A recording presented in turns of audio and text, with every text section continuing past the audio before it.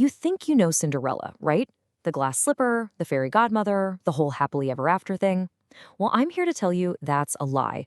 It's a sanitized, kid-friendly version of a story that's actually about obsession, mutilation, and some of the most brutal, bloody revenge you can imagine. So let me ask you this and be honest. How far would you go? Because for the characters in the real story, the answer was simple: as far as it takes. And trust me, it wasn't pretty. All right, let's get into it. Every good investigation starts with a single piece of evidence. And in this case, it's not a glass slipper. No, it's a golden one. And this one little shoe is the key that unlocks a story of just unbelievable cruelty. So yeah, forget the pumpkin carriage and the cute mice. We need to treat this like what it is: a crime scene. We have victims, we have perpetrators, and we have a trail of blood that leads to one horrifying conclusion. Now, to understand any crime, you have to understand the motive. So let's rewind a bit. We're going to build a profile of our victim way before she ever met a prince, because her life was a total nightmare, long before any slippers were involved. Just look at how systematic this abuse was. This wasn't just some light teasing. This was a campaign to completely erase her. They took her nice clothes, they took her name, they made her sleep in the fireplace cinders. This was pure psychological warfare, designed to break her spirit completely. So you can forget the idea that she was going to the ball to find love. Nope, this was never about a husband. The royal ball was a prison break. This was her one shot, her only shot to escape her abusers for good, and she knew it. So the king throws this massive 3-day festival. For Cinderella, this isn't a party. It's a high-stakes 3-night operation, right? Each night, she gets a disguise, she gets in, she charms the target, who happens to be the prince, and then she gets out before her cover is blown. And this whole thing turns into this intense cat and mouse game. The prince is becoming obsessed. Night 1, she disappears. Night 2, poof, she's gone again. He's getting desperate, so on that final night, he sets a trap. He covers the stairs in sticky pitch, trying to literally glue her in place. But she's too smart. She gets away, but not before leaving behind that one single golden clue.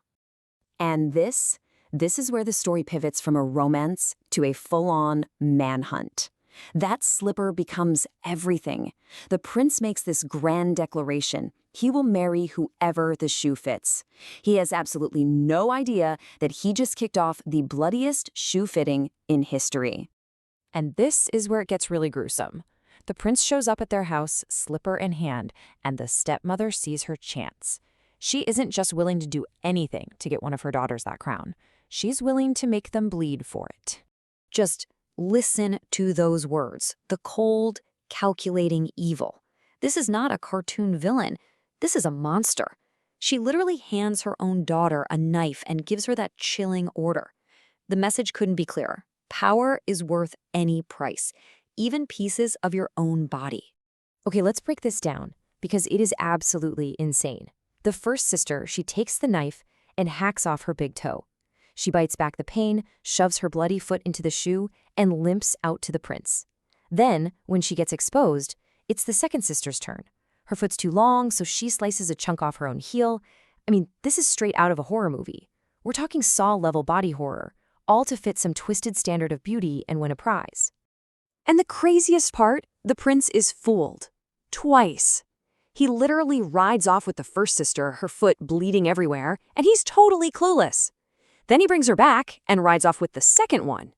But he's about to get a little tip-off from a very unusual source. Because a crime scene, well, it always talks. So as the prince is riding away with his bloody bride-to-be, 2 doves in a tree start singing this eerie little song.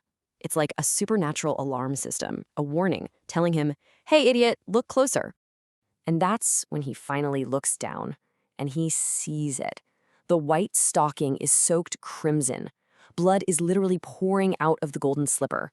The lie is exposed in the most graphic way possible. He immediately turns around, returns the fraud, and then the whole bloody mess repeats itself with sister number 2. So, after dealing with 2 fakes, the prince finally asks the most obvious question. Hey, don't you have another daughter? It's only then, almost as an afterthought, that they admit Cinderella even exists. It's finally time to see if the real owner of the shoe is in the house. And of course, it fits perfectly, like it was made for her. The second the prince looks at her face, he recognizes her. And it's over. The game is up. The sisters, they turn pale, not with regret, but with pure, boiling rage.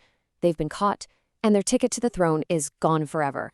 So, Cinderella gets the prince, she gets her freedom, she gets the whole deal. But what about the stepsisters? What's the payback for everything they did? Oh, the story doesn't just let them off the hook. Their day of reckoning comes at the wedding.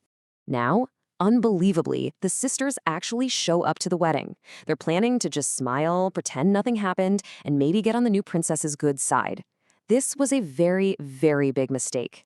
As they walk Cinderella down the aisle, those same two doves that exposed their lies come back to finish the job.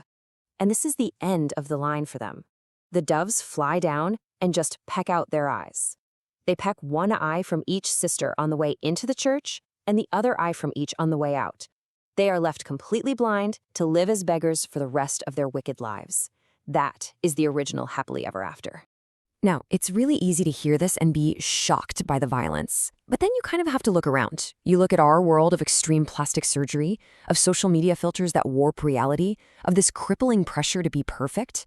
So, have our beauty standards really gotten any less brutal? Are people today still willing to cut pieces of themselves away, literally or figuratively, just to fit into a slipper that was never, ever made for them? Something to think about.